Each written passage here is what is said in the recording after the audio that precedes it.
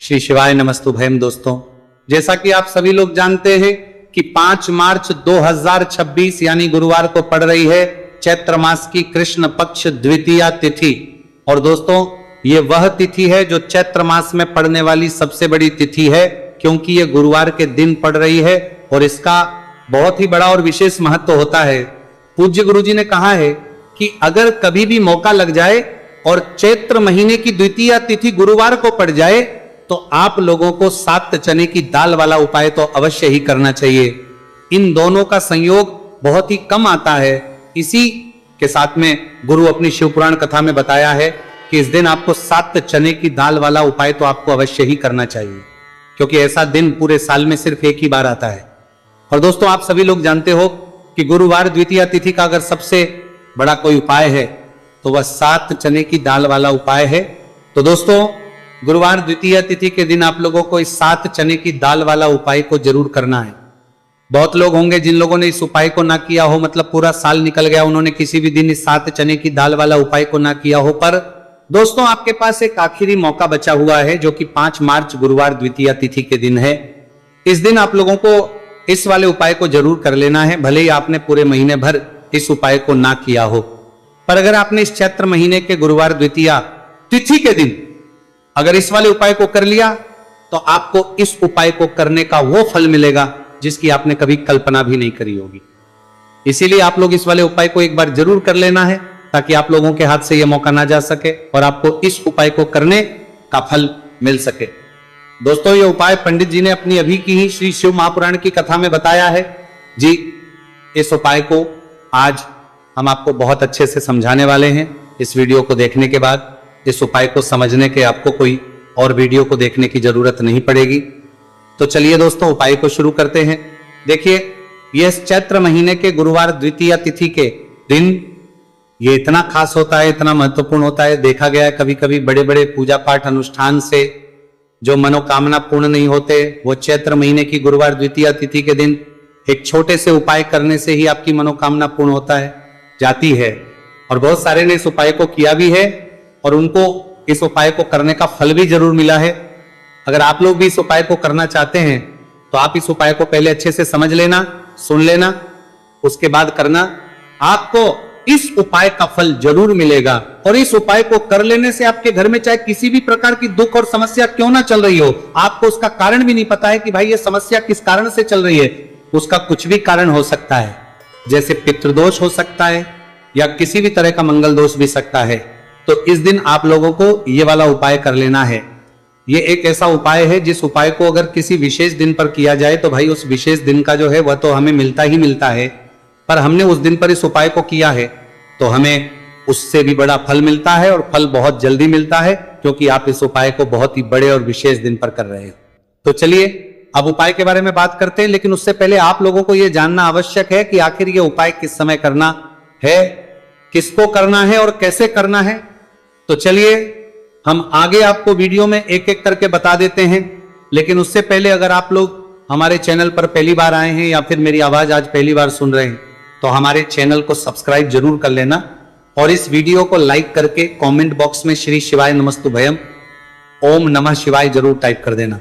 तो दोस्तों, इस 7 चने की वाला उपाय को हमें इस गुरुवार द्वितीया तिथि के दिन कैसे करना है, किसको करना है, किस समय करना है और कहां पर करना है, ये सारे सवालों के जवाब आपको इस वीडियो में मिल जाएंगे। और जो ये वीडियो देखेगा भाई उसको 7 चने की दाल वाला उपाय जरूर करना चाहिए, क्योंकि इस दिन एक चने की दाल का भी बहुत ही बड़ा और विशेष महत्व होता है। और जब बात आ जाए 7 चने की दाल वाला उपाय की तो ये सोने पे सुहागा वाली बात हो जाती है, और ये एक बहुत ही बड़ा उपाय हो जाता है इस गुरुवार द्वितीया तिथि का। तो अब दोस्तों, इस 7 चने की दाल वाला उपाय को आखिर करना किसको है, सबसे पहले हम लोग वो बात जान लेते हैं। तो देखो, घर की जो बड़ी माताएं बहनें होती हैं, उन माताओं बहनों में से कोई भी एक बड़ी माता बहन इस वाले उपाय को कर सकती है। और दोस्तों, अगर आप चाहें तो अपने घर में से सभी सदस्यों को भी इस उपाय को करवा सकते हैं। अगर किसी व्यक्ति की खुद की कोई मनोकामना है, खुद की कोई दुख और है जो कि वो अपने लिए ही करना चाहता है, इस वाले उपाय को तो वह खुद अपने लिए भी कर सकता है। बाकी अगर कोई घर में से ऐसा है जो कि अपने पूरे घर परिवार की सुख और शांति के लिए यह वाला उपाय करना चाहता है तो भाई वो भी कर सकता है, उसमें भी कोई दिक्कत वाली बात नहीं है। वो कहने का मतलब यह है कि इस उपाय को हर एक सदस्य भी कर सकता है और पूरे घर परिवार के सदस्य के लिए घर की बड़ी माताओं बहनों में से कोई एक माता बहन भी कर सकती है। माताएं बहनें अगर घर में उपस्थित ना हो या वह उपाय ना कर पा रही हो तो फिर घर का कोई बड़ा सदस्य भी इस 7 चने की दाल वाला उपाय को कर सकता है, चाहे फिर वो पुरुष ही क्यों ना हो, उसमें कोई भी दिक्कत वाली बात नहीं है। उसके बाद में दोस्तों जो अगला प्रश्न निकल कर आता है वो ये आता है इस उपाय को लेकर कि आखिर इस उपाय को हमें किस समय करना है, सुबह के समय करना है कि शाम के समय करना है। तो देखो इस वाले उपाय को आप लोग सुबह के समय भी कर सकते हो और शाम के समय प्रदोष काल में भी करते हो। अब अगर आप पूछो कि भाई सबसे उत्तम समय कौन सा रहेगा इस 7 चने की दाल वाला उपाय को करने का, तो हम आपसे बस यही कहेंगे कि इस उपाय को आप सुबह के समय करेंगे तो ज्यादा बेहतर होगा। बाकी अगर प्रदोष काल शाम के समय भी करेंगे तो भी अच्छा होगा, उसमें कोई भी दिक्कत वाली बात नहीं है।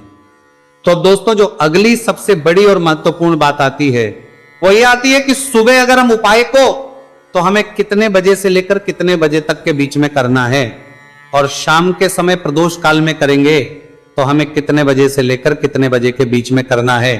तो देखो सुबह जितनी जल्दी हो सके आप उपाय को करने की कोशिश करना। बाकी अगर किसी कारणवश लेट भी हो जाओ, थोड़ी देर भी हो जाए तो 10 या 11 बजे तक भी आप उपाय कर लेना, पर 12 बजे से ज्यादा देरी ना हो, ठीक है, इस बात का ध्यान रखना। उसके बाद दोस्तों अगर शाम के समय प्रदोष काल की बात करें, प्रदोष काल का जो समय है होता है वो शाम के 6 बजे से शुरू हो जाता है। मतलब शाम के 6 बजे से लेकर 7 बजे के बीच का जो समय होता है ये समय प्रदोष काल का समय होता है। तो आप इस उपाय को 7 या 8 बजे के बीच में भी कर सकते हो। मतलब शाम के 6 बजे से रात 8 बजे के बीच में आप कभी भी इस वाले उपाय को कर सकते हो, उसमें कोई भी दिक्कत वाली बात नहीं। चलिए जानते हैं उस विशेष उपाय के बारे में। देखिए दोस्तों पूज्य गुरु जी की कथा के अनुसार ही इस उपाय को आपको बहुत ही विस्तार से समझाने का प्रयास करेंगे, लेकिन उससे पहले वीडियो को लाइक करें। देखिए इस वीडियो में हम पूज्य गुरु जी द्वारा बताए गए 3 सबसे अचूक उपायों के बारे में जानेंगे जो आपको सिर्फ और सिर्फ गुरुवार की सप्तमी की तिथि पर ही करने हैं। पूज्य गुरु जी ने बताया है कि जो भी व्यक्ति इन उपायों को कर लेता है उसके जीवन से समस्त परेशानियां दूर हो जाती हैं। तो चलिए जानते हैं गुरु जी द्वारा बताए गए पहले खास उपाय के बारे में। देखिए गुरु जी ने बताए हैं कि गुरुवार के दिन किया जाने वाला यह उपाय सबसे सर्वश्रेष्ठ है। इस उपाय के लिए आपको मात्र 1 लोटा शुद्ध जल लेना है। जल आपको तांबे के पात्र के अंदर लेना है। इसी के साथ में आपको मात्र 1 गुड़ का टुकड़ा लेना है और इसी के साथ में आपको लेनी होगी 7 की दाल। देखिए चने की दाल को लेते समय ध्यान रखना है कि यह खंडित नहीं होनी चाहिए। ये चने की दाल जब भी हम गुरुवार के दिन शिवलिंग पर अर्पित करते हैं तो इससे हमारे जीवन के बड़े से बड़े संकट समाप्त होते हैं। अगर हमारे हाथ में धन प्राप्ति की लकीरें नहीं हैं, अगर हमारे जीवन में दुर्भाग्य के अलावा कुछ है ही नहीं, तो गुरुजी ने कहा है कि हम इस व्यासपीठ से आपको यकीन दिलाते हैं कि गुरुवार के दिन जब भी आपकी दाल वाला ये उपाय करते हैं तो इससे महादेव आपके हाथ की लकीरों को भी परिवर्तित कर देते हैं। तो दोस्तों ये तीनों ही सामग्री लेकर के आपको पहुंच जाना है भगवान शिव के मंदिर में। देखिए गुरुजी ने बताया है कि इस उपाय को आप सुबह से लेकर के शाम तक किसी भी समय कर सकते हैं। देखिए शिव मंदिर पहुंचने के बाद आप जो 1 गुड़ का टुकड़ा लेकर के गए हैं, सबसे पहले तो आपको उसे जल के पात्र के अंदर डाल देना है और आपको महादेव का स्मरण करते हुए यह 1 लोटा जल धीरे धीरे शिवलिंग पर अर्पित करते जाना है। साथ ही साथ आपको श्री शिवाय नमस्तु भयम इस मंत्र का भी जाप करते रहना है। कम से कम 11 बार आपको इस मंत्र का जाप अवश्य करना है। अब दोस्तों आपके पास जो चने की दाल है उन्हें आपको एक एक करके शिवलिंग पर अर्पित करते जाना है। चने की दाल आप एक एक करके भी समर्पित कर सकते हैं और एक साथ भी शिवलिंग पर अर्पित कर सकते हैं। देखिए चने की दाल को समर्पित करने के बाद आपको बृहस्पति शवर महादेव से प्रार्थना कर लेनी है कि हमारे जीवन में जो भी संकट समस्या चल रही है, हम जो भी कार्य करते हैं उसमें हमें बार बार असफलता मिलती है। रुकावटें संकट जीवन में लगातार बने हुए हैं, चारों तरफ से सिर्फ और सिर्फ निराशा ही हाथ लग रही है। तो अपने दुर्भाग्य को दूर करने के आपको बृहस्पति शवर महादेव से प्रार्थना कर लेनी है। पूज्य गुरुजी ने कहा है कि इस गुरुवार के दिन यह चमत्कारी उपाय करके देख लेना और आप स्वयं देखेंगे कि 1 या 2 महीने के अंदर आपके जीवन का जो दुर्भाग्य है वह समाप्त होना प्रारंभ हो जाएगा। अब दोस्तों हम जान लेते हैं दूसरे विशेष और चमत्कारी उपाय के बारे में। देखिए, इस उपाय के लिए आपको मात्र 1 तुलसी जी की लकड़ी लेनी होगी। अगर आपके पास पहले से ही तुलसी जी की लकड़ी है तो उसका उपयोग आप कर सकते हैं, और यदि आपके घर में तुलसी जी का पौधा सूखा हुआ है तो वहां से भी आप तुलसी जी की मात्र 1 लकड़ी ले सकते हैं। देखिए, इस उपाय के लिए आपको मात्र 1 मिट्टी का दीपक लेना है। इसमें आपको शुद्ध घी का प्रयोग करना है और इस दीपक के अंदर आपको ये जो तुलसी जी की लकड़ी है इसे रख देना है। इस लकड़ी को आपको पूरा घी के अंदर डुबो देना है, चारों तरफ अच्छे से घी लगा देना है और आपको इस दीपक के अंदर इस लकड़ी को रख लेना है। देखिए, यदि आपको ऐसा लगता है कि तुलसी जी की जो लकड़ी है वो बहुत ही जल्दी से जल जाती है तो आपको एक कार्य करना है। आपने जो तुलसी जी की लकड़ी ली है उस पर आपको पूरी पर अच्छे से रुई लपेट देना है, यानी कि कॉटन जो होती है उससे अच्छे से लपेट देना है, जिससे कि ये जो लकड़ी है दिखाई ही ना पड़े। तो इस लकड़ी के ऊपर आपको लपेट लेनी है।